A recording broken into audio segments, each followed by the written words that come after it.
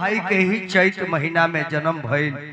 जन बसंत ऋतु ही चलता, जब भगवान के आवे के समय आ गई तब मौसम ही चेंज हो गई, कलर भी चेंज हो गई, आदमी के मन भी बदल गई और घर घर में अन्न भी नया हो गई।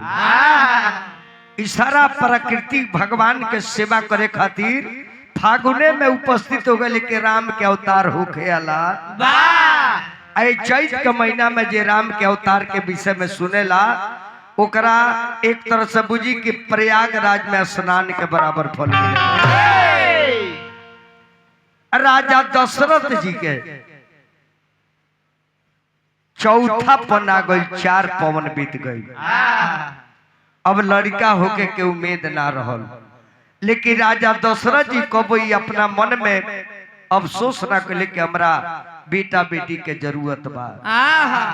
काहे कि अयोध्या के नियम रहे कि केहू के भी प्रजा के लड़का होके तो सबसे पहले महाराज के गोद में खिलावे खातिर आ जाओ, जाने से राजा समझस कि सब प्रजा हमार बाल बच्चा है। देख जे सबकरा के अपन बाल बच्चा समझता ओकरा के भी दुनिया में लोग निसंतानी कहे वाला पैदा हो गए। तो हमनी के पूछता, सबसे पहले माता बहन रउआ लोग से आग्रह करब, अगर केहू के बेटी पतोह के लड़का बाल बच्चा होके में थोड़ा देरी होता, ओकरा के ताना नहीं खे मारे के, ओकरा के हंसे के नहीं खे। काहे कि भगवान के बड़ी दुख लागेला, ये भेजले बानी हम आ ताना मारत रु तू, देवे के बा हमारा हंसत रु तू। राजा दशरथ जी राम जी के बाप रोले, जेकरा लोग ताना मार दिहल, तो हमनियों के तो लोग ताना मारिए दी। जब चौथा पन्ना गई, एक दिन राजा के दरबार लागो रहे। इंद्र भगवान राजा के दरबार में पहुंचले। तो जब इंद्र भगवान दरबार से जाए लगले, पलस्ती मार के मत बैठो,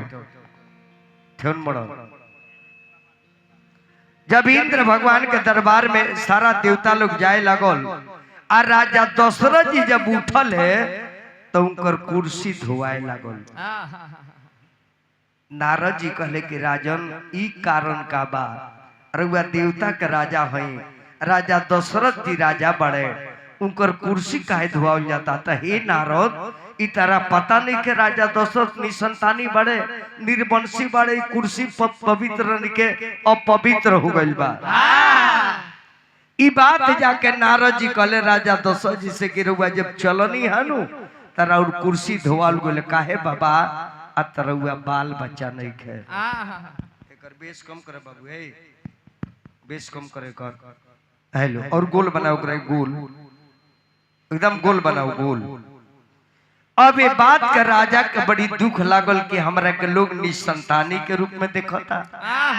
वही मेरा राजा का अनुभव भई कि सारा प्रजा के अपन बाल बच्चा समझता नहीं, लेकिन सारा दुनिया के लोग हमरा के निर्वंशी के रूप में देखता। राजा के मन में उस दिन बड़ी कष्ट लागल। आ गोस्वामी तुलसीदास जी लिखन,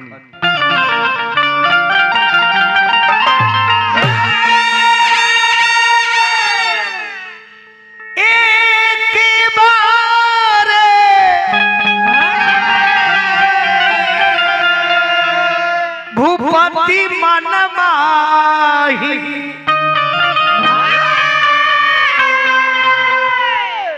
अभयउ गलानी मोरे सुतनाही। कोई दिन राजा के गलानी भूल के हमरा बेटा रही त निसंतानी लोग नानु कही, तो गुरु गिरह गयऊ तुरंत महिपाला। वही बेर अपना गुरु जी किया चल गए, गुरु गिरह गयऊ तुरंत महिपाला, आ चरण लागी करी विनय विशाला, जाके चरण धक के रोवे लगले। गुरु वशिष्ठ जी कनी के राजन काहे रोता रहो, तो अयोध्यापति सम्राट क्षत्रिय वंश के धरोहर, आंख से नूर काहे गिरता। कली की गुरु जी का बताए, रुवत जानते बा। अरे गुरु हो गोसैया रौरो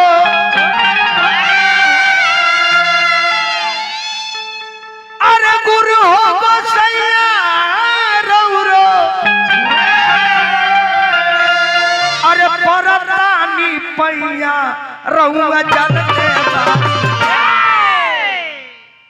गुरुजी रहुआ जानत तनी हमरा कहे के ना पड़ी कि रहुआ जानते पुत्र बिन सुना राजधानी रहुआ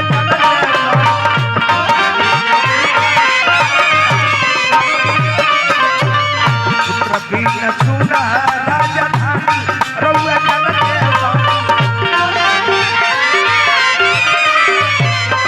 ए बाबा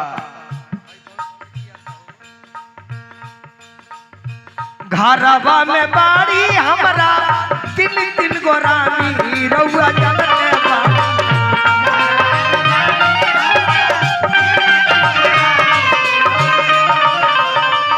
घरवा में बाबी बाबा सोनमा से जानी रहुआ जानते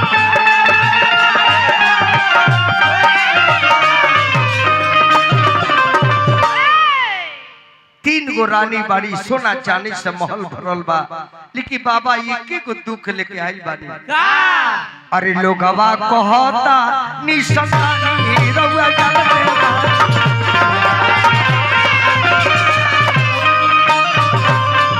लोगवा कहेला निसंतानी रहुआ जानते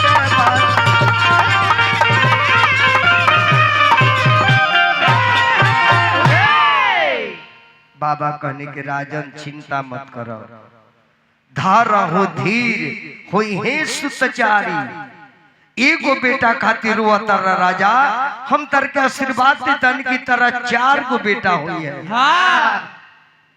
कल के बाबा हमर प्राण जियावे खातिर हुआ कहतनी जेकरा एगो बेटा आज नाम भई तो 4 गो बेटा केगा हुई कल के राजन हुई तरह 4 गो बेटा हुई 4 गो एकरा खातिर तू एगो काम करो अयोध्या में पुत्र वेष्टि यज्ञ करावो कल के बाबा सब दिन तो यज्ञ रहुए करोले बानी अब केकरा से कराई आ तो अब की पारी यज्ञ हम ना कराए अब की पारी श्रृंगी बाबा के हम बुला के लेके आए आ पुत्र वेष्टि यज्ञ करावे गुरु वशिष्ठ श्रृंगी ऋषि ही बुलावा बहुत एकरा में इथी डाल देले बड़े टोनवा तनी कम करके भोलिया मदना टोनवा कम कर भाई ब्रेसन एक कम करो ऑर्केस्ट्रा वाला ही का राजन पुत्र बेची जग करावे के बाद आ श्रृंगी बाबा का हम ले आओ तानी कल के बाबा श्रृंगी बाबा काहे कराए हमरा खानदान में केहू के बाल बच्चा भइल बा तो रुआ जग करल बनी श्रृंगी बाबा के ले आवे के कारण का बा अत हे राजन तारा बेटा के जन्म हमरा जग करावला से ना हुई काहे कि श्रृंगी बाबा जानत तारे कि तारा बेटा होखे वाला प्रसादी कहाँ रखल बा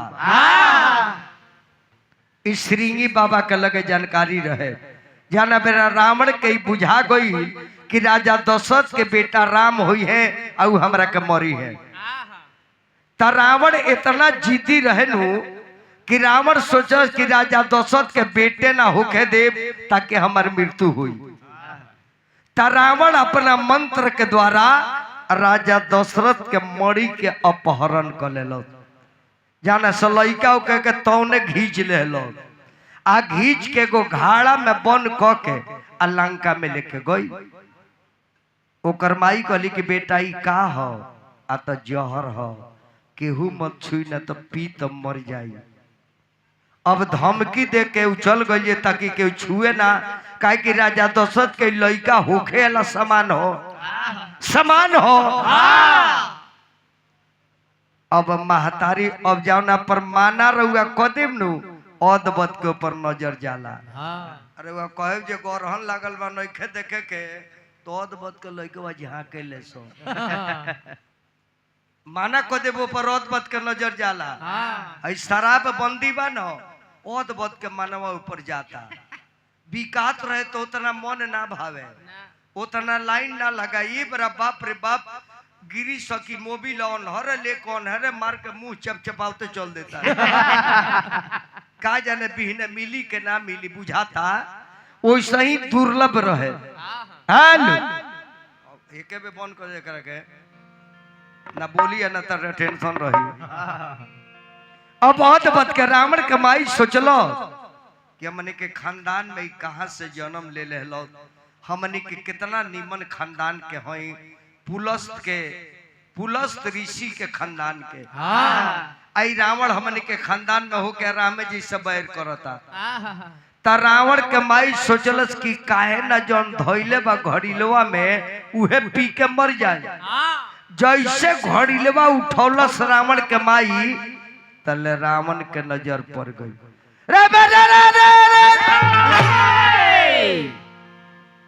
एक लात मरलस घाड़ा के तो घाड़ा लंका से आके छापरा में गिरल। जहाँ श्रृंगी बाबा तपस्या करत हथवे में गिर गई। देखले तो कहले जो ई तो समान हो रही एकर नाश ना होला। ये से लोग कह दिलन खिसा में जे बीज के नाश ना होला, कहले कि एकरा के रख। अग्नि देवता से कहले कि अग्नि देवता एकरा के रउआ रखी आ समय आई तो रउआ से हम मांग ले। उहे गुरु वशिष्ठ जी जानत तले कि चीज हुई श्रृंगी बाबा धैले बड़े वही जी जग करावल जाई ताकि बाबा निकाल के प्रसादिया दे दी। आ एक बूंदो में से रावण के माई पी गई तब विभीषण जी के जन्म हो गई। रावण के भाई विभीषण ना रहे, राम जी के खास भाई राजा दशरथ के प्लॉट कर रहे।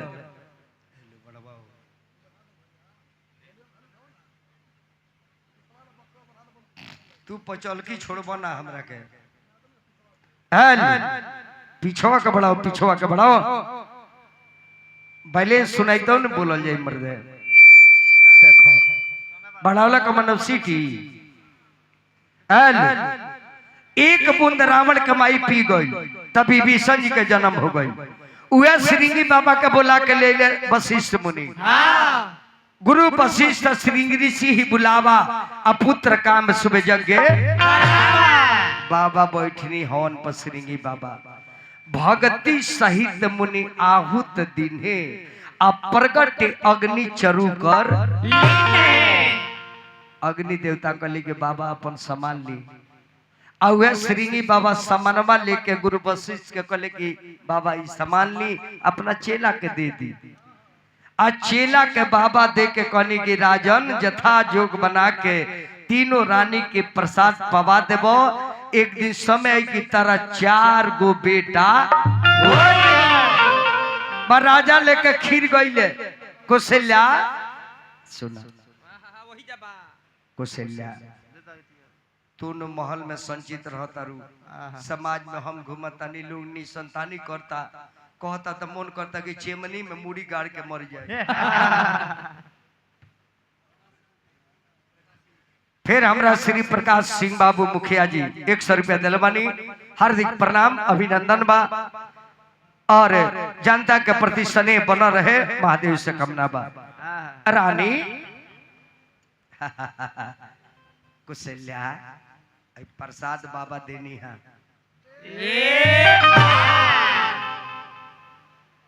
के कही सुमित्रा सुमित्रा तनी पक्ठा गइल बाड़ी। आ रानी अब चिंता करे के काम ने के प्रसाद खा ले बाड़ू। अब यदि मानवा में अरे कर तू फिकीरा खीरा खा लो, खीर खा लो खुली जाई त कदीरा खीरा खा लो। खुली जाई त कदीरा खीरा खा लो रानिया।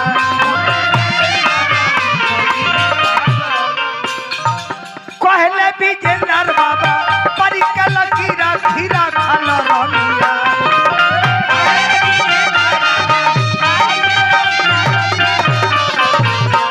अरे भारी हो जाई शरीर खीरा खा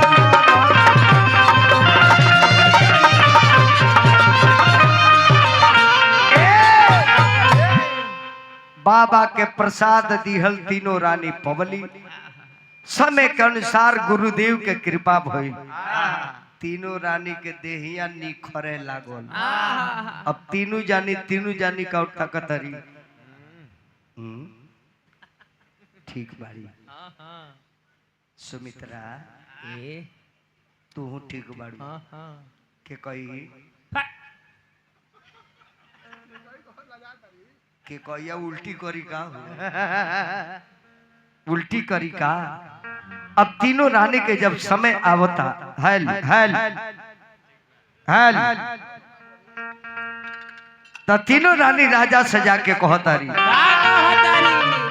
बक्सो बोला था भैया है बोला था बक्सवा माने बरमे बाबा तोर बोलता कि हेनियो बोलता कम बोला तनु तने होकरा के बोलो बोलो होकरा के बोलो हेल रानी जौना औरत के जान ली लड़का के होनिहारी रहेला हमनियों के माई के सपना होई कि हमरा एगो बेटा होई तो सब दुख दूर हो जाई। वही रानी लो राजा से कहता कि महाराज कब बबुआ होते जे खेलावल जाए।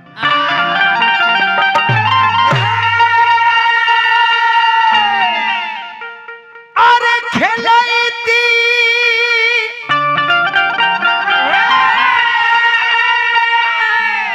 राजा जी हो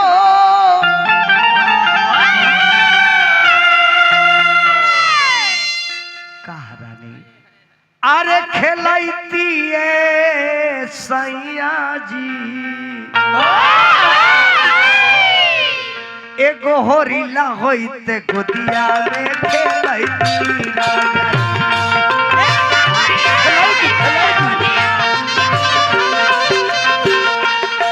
एगो होरीला होइते गोदिया में खेलाईती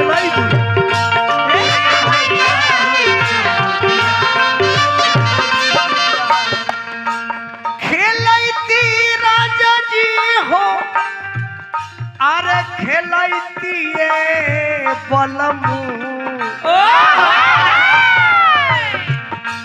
एगो ललना होइते गोदिया में खेलाईती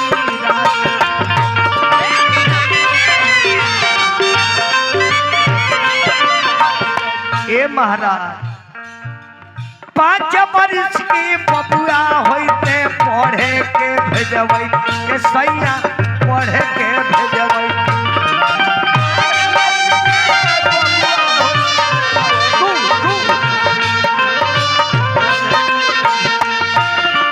5 वर्ष की बबुआ होइते पढ़े के भेजबै सैया पढ़े के भेजबै।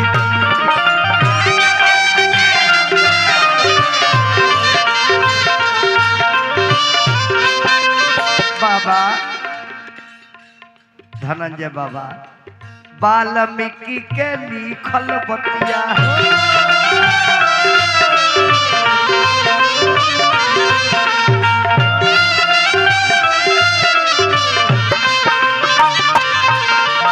वाल्मीकि के लिखल बतिया अरे बबुआ से पढ़वैती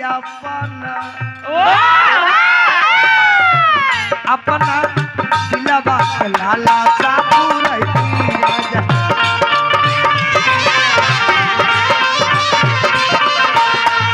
एगो बबुआ होइते गोदिया में खेलैती राजा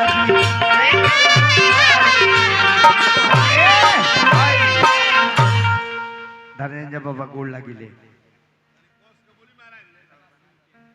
फिर हमरा श्री प्रकाश बाबू मुखिया जी 200 रुपया दलवानी। प्रकाश बाबू के प्रकाश से पंचायत के विकास होते रहे।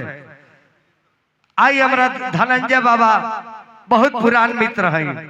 100 रुपया पुरस्कार दलवानी हार्दिक अभिनंदन शुभकामना बा। हरि बाबू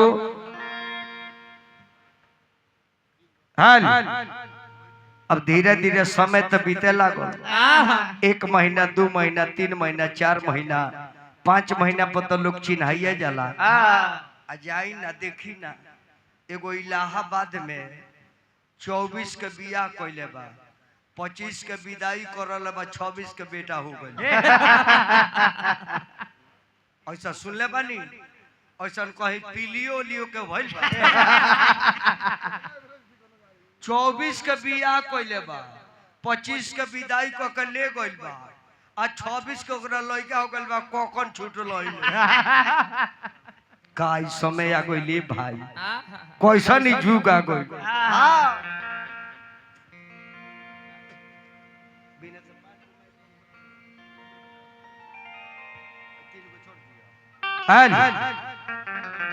अब हो चला हो ठीक बाड़ी भगवान के कृपा हो तहनी के कहा 70 सा बेटा हुई हमारा अच्छा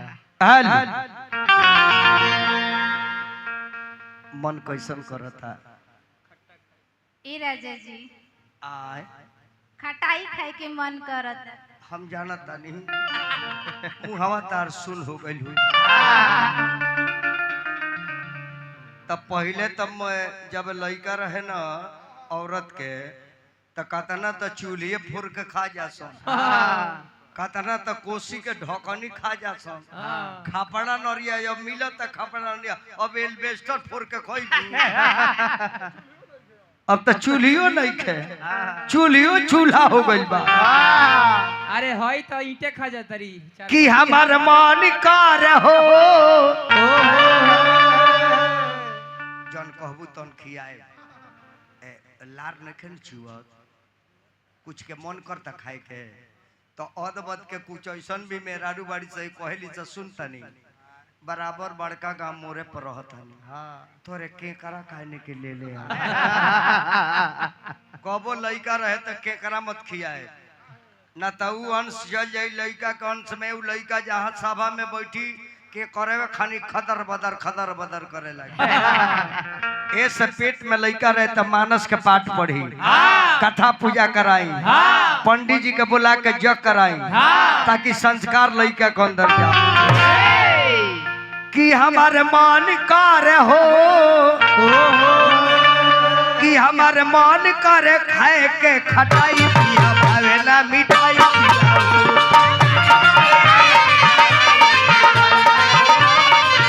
हमारे मन करे खाए के खटाई पिया भावे ना मिठाई पिया हो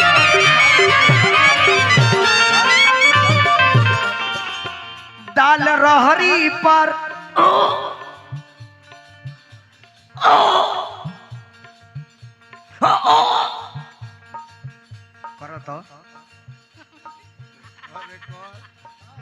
रियाज को और जो बड़ा रियाज ना करे के पड़ी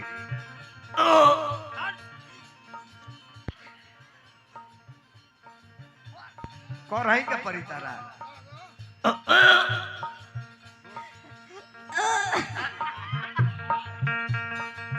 दाल रहरी पर आवता हो खाई पिया भावे ना मिठाई पिया दाल रहरी पर आवता हो खाई पिया भावे ना मिठाई पिया हो समय धीरे धीरे करीब आ गई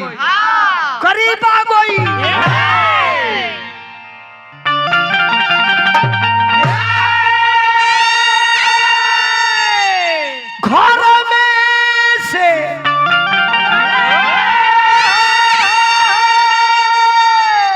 अरे निकलली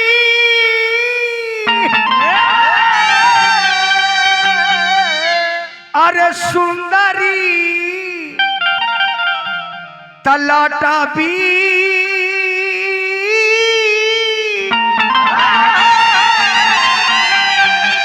अरे बिखरावेली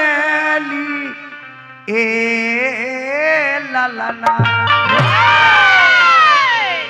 ए ला ला ला अरे हम धानी दर्द से अरे व्याकुल धागरी बुला देती है ए लाला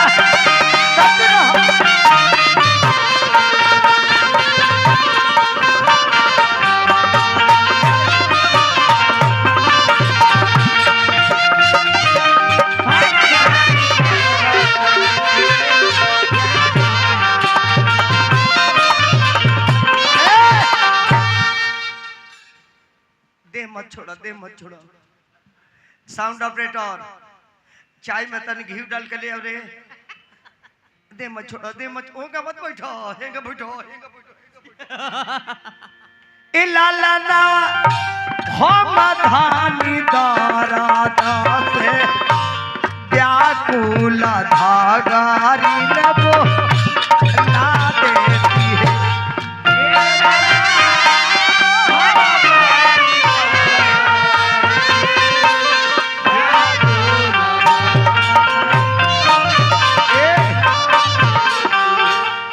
अरे वह सामने मत आई,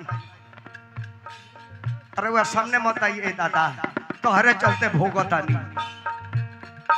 यही रे समैया सैया के पैती झूलुफिया धई उखाड़ी ती झूलुफिया धई उखाड़ा तीनू है।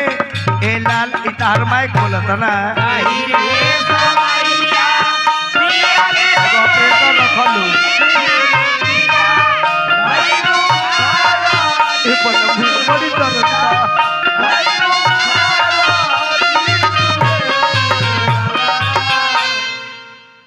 ऐसा बेरा हो न जो बरा मेहरारू के सामने मरद चल जाओ तो कांचो ही चबा जाए। झूठन कोनी है अब प्रति खेत में से का उखाड़े अतार भइले न के तो तू का जन्म एंग जान जाई गोपालगंज बा एक दिन चिराई घरवा तोहर। हां जी हमरा चेला के एगो लड़का बोले मिथिलेश शर्मा जी की है तो गई रनी देखे खातिर जन्नी जी हरकेश तिवारी जी तो एगो चिराई घरवा तो बैठ के माल मारता आ ओकरो मौगी वही में भर्ती रहे तो ऊ कहता पिया कड़वा आए बाबा वहाँ हमरा लड़का होई त गावे के बाद हमको होई त या काम देखो अब हम जाता नहीं आगवा होगा तब पीछे पे पिया कड़वा जाता तो हमरा चेलवा का औरतिया जाना बेडवा पर है वो जी हम जाता नहीं तो पहले ही बेडवा पर ओकर मौगी रहे आ पूरा चिल्लाती है बेचारी अरे माई रे अरे बाप रे अब पिया कड़वा कहता बाबा हो तो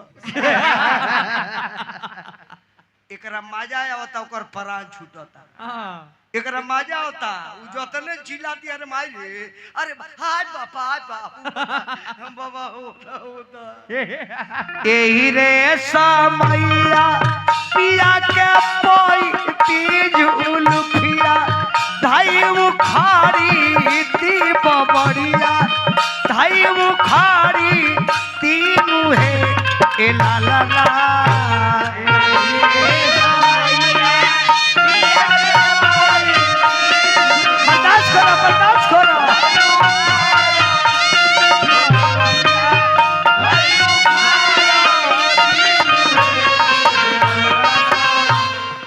लाला काचेरे कोई लिया पिठिया फोरती से जरिया रुना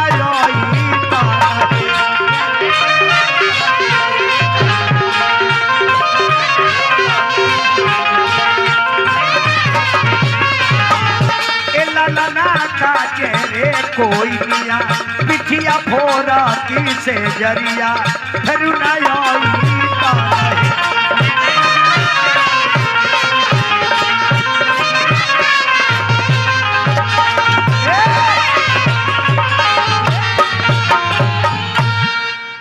दे मत छोड़ो ए ऑपरेटर रहने अब रे आड़कोर ना रे यार कौन मुआ ते मेहरा मुआ दे तरह के यहां हमरा मौगी के कुछ भई आकी तरह के कचारी खचार के मारो आवा आवा आवा भाई आवा बाप रे बाप हाय बाप रे हाय बाप अबे रोके दादा चाय ले आओ जल्दी पैसा दो जाके चाय ले आओ तनी घी डाल के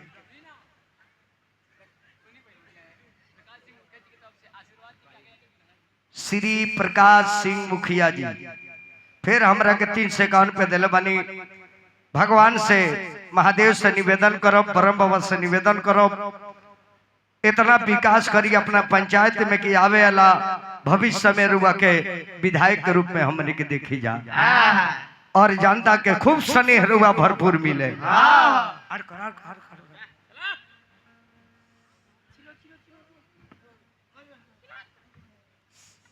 माई रे माई रे माई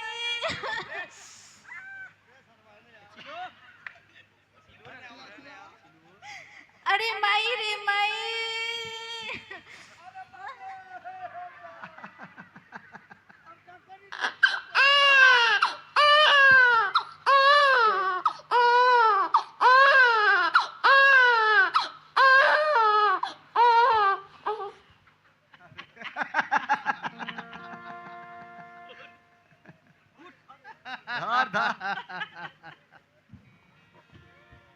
बाप रे बाप, तनी पीठ उठ सुहरा दी, तेल लगा दी। हम भाग्यशाली बानी, नॉर्मल हो गई। जिया जिया बहुत भाग्यशाली बाड़ू, बछरू निमन देले बाड़ू। यह दुनिया का परंपरा बा। जब राम जी का जन्म भइल तो चैता शुरू हो गई।